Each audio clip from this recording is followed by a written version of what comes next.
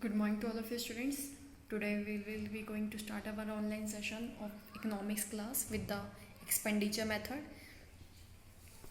Expenditure method.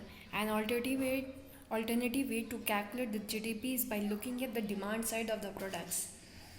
That is, what is the demand in the market? This method is referred to as the expenditure method.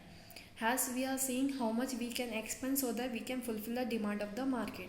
In the farmer breaker example that we have described before, the aggregate value of the output in the economy by expenditure method will be calculated in the following way. That is, expenditure is that part of expenditure which is undertaken not for intermediate purpose but for the final goods. The rupees 50 worth of wheat which the bakers buy from the farmers count as intermediate goods and it does not fall under the category of final expenditure. Therefore, the aggregate value of output of the economy is rupees 200 final expenditure received by the baker plus 50 rupees final expenditure which is received by the farmer. That makes the total in GDP equals to rupees 250. From we will consider from this chapter onwards for the whole future chapters also that form has I. I is a variable. Firm I can make the final expenditure on the following accounts. The first is the final consumption expenditure on the goods and services produced by the firm. We shall denote this consumption with CI. C for consumption, I for firm. We may note that mostly it is the household which undertake consumption expenditure. Household sector, as I already said, we the people are considered as household sector, like the customer, employees, the person who lent the building or land for rent, that is considered as household sector. There may be exception when the firms buy consumables to treat their guests or for their employees. The second, the final investment expenditure. I, which will be represented by the variable I, and the small I is for firm, incurred by other firms on the capital goods produced by firm I. Observe that unlike the expenditure on intermediate goods, which is not included in the calculation of GDP, expenditure on investment is included. The reason behind that is that investment goods remain with the firm, whereas intermediate goods are consumed in the process of production. So that is considered as investment expenditure, which is made by the firms so as they can start their business.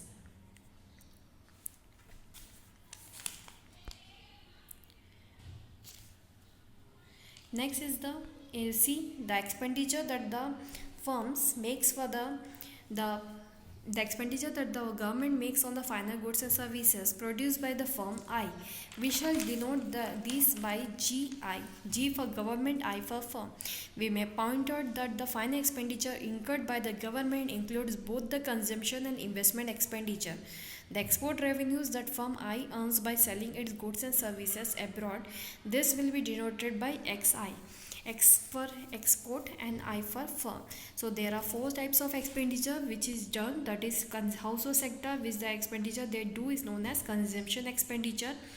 Producer, which they do for the production of the good, that is known as investment expenditure. And the government which they do for providing help to the society, that is known as government expenditure. And the fourth, that is export revenues that firm I earns, is considered as export expenditure.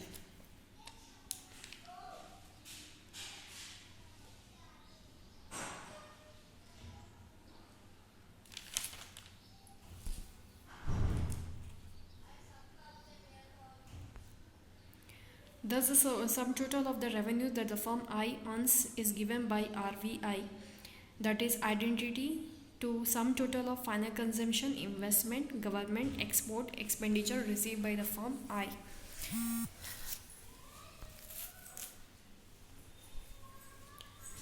Identity CI plus I plus GI plus XI.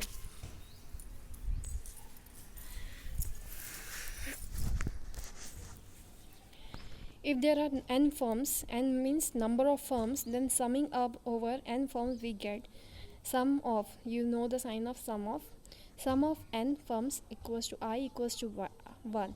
Identity, sum total of final consumption, investment, government, and export expenditure received by all the firms in the economy. Let C be the aggregate final consumption expenditure of the entire economy. Notice that a part of C is spent on imports of consumption goods C.